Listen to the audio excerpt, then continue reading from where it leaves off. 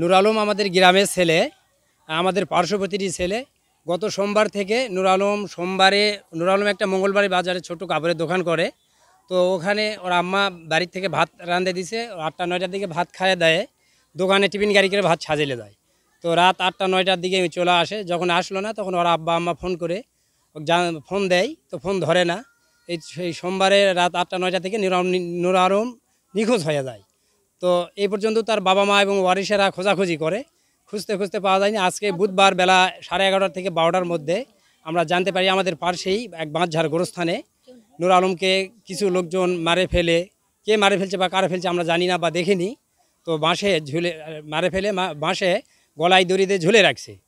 তো এখানে যে কোনো একজন মহিলা দেখা পায়, চিল্লাচিল্লি করে জানাজানি করে। অত্র এলাকার লোকজন সবাই জানা পায়, আমরা এখানে আসে শত শত লোকজন দেখি।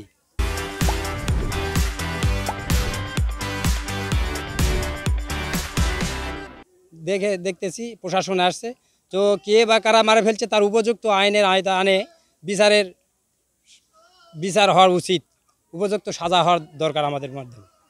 আরে আমার লাতিকে যাই মারিছে, সুষ্ঠু বিচার আপনাদের কাছে চাই বাবা। এমন কিছু চাইনি আমরা, সুষ্ঠু বিচারটাই চাচ্ছি।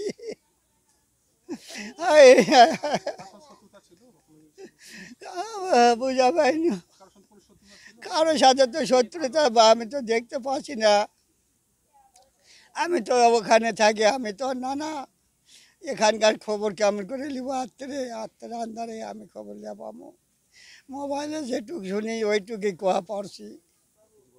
নূর আলম খুব ভালো ছেলে ছিল, বাজারে ব্যবসা করত, কিন্তু তাকে নির্মমভাবে হত্যা করা হয়েছে। আমরা এর সঠিক বিচার চাই। তার সাথে কারো শত্রুতা ছিল না, তাকে নির্মমভাবে হত্যা করা হয়েছে। আমরা তার সঠিক বিচার চাই। এভাবে মানুষ মারে, মানুষকে এভাবে চোখ তুলে আমার জীবনে আমি এই দৃশ্য দেখিনি, জীবনের প্রথমে আমি দেখলাম। তার চোখ দুটোতে গুরুতর আঘাত করা হয়েছে এবং তার যে নিচে যে হচ্ছে তার যে প্যানিস আছে সেই দিকে হচ্ছে গোপন জায়গাতেও আঘাত করা হয়েছে। গুরুতরভাবে আমরা দেখতেছি এখানে তার দেহটাকে ক্ষতিগ্রস্ত করা হয়েছে। যে আমি এখানে খবর পেয়ে আসছি, এখানে বুজরুক কবরস্থান, এটা একটা ছেলে ফাঁস দিয়ে এখানে আত্মহত্যা করছে। এই সংবাদ পেয়ে আমরা আসছি, এসে আমরা এখানে সুরতাল প্রস্তুত করছি। বাকি তদন্ত সাপেক্ষে আইনগত ব্যবস্থা নেওয়া হবে।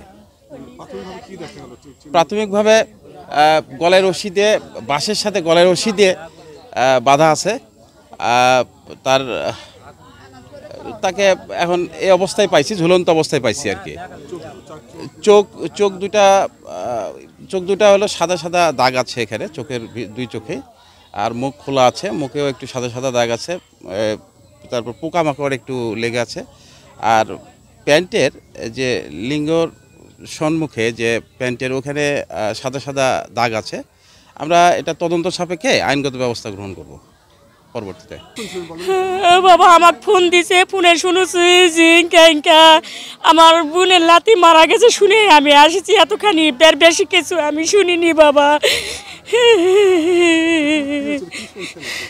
কিছুই শুনিনি। খালি শুনেছি যে আমার বোন কানতে কানতে অসুস্থ, খালি বললো যে ছোলক মারা ফেলাছে, খালি এই পর্যন্ত শুনেছি। শুনে তো এটা আসে শুনেছি এইরকম বাবা। না বাবা, আমরা কিভাবে মারিছে জানি না।